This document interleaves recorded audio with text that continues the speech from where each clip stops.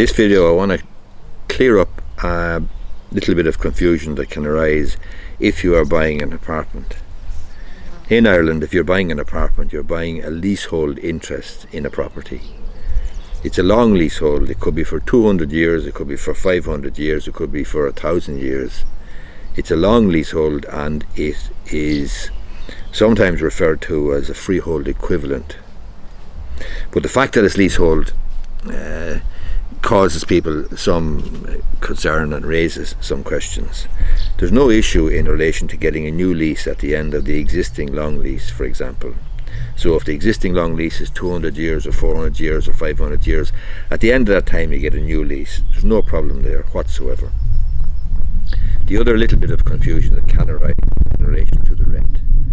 The long lease may have a rent in it of €1 per annum, or one old Irish pound or punt per annum, or 5 punts, or €5 or €10 per annum.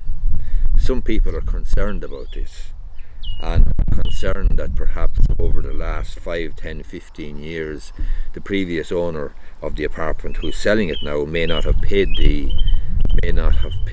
rent, and there may be outstanding rent. The question of rent on these long leases for apartments is purely notional. In other words, it's in the lease. It must be in the lease because a lease must have a rent. An apartment must be a leasehold property, a leasehold interest, because it allows the landlord, when he's building a block of apartments, say it's 20 apartments in a block initially, the leasehold interest in those apartments allows the owner of the property, the developer, to set certain terms and conditions to allow people who buy apartments to be bound by the same basic covenants, conditions, rules and regulations, and that's why it's a leasehold interest. But the rent is never paid.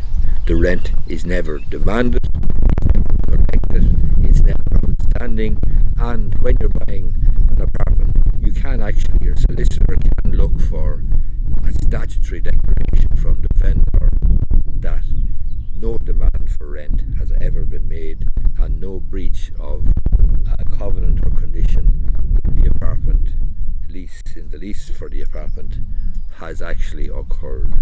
So the question of let or rent being outstanding or being a problem is a complete and utter red herring. There is no concern on that score. Hope this clarifies the situation for you if you are thinking about buying an apartment and you have some little concern in your mind about the rent. You might give the video a thumbs up down below if you find it useful. Thanks a lot.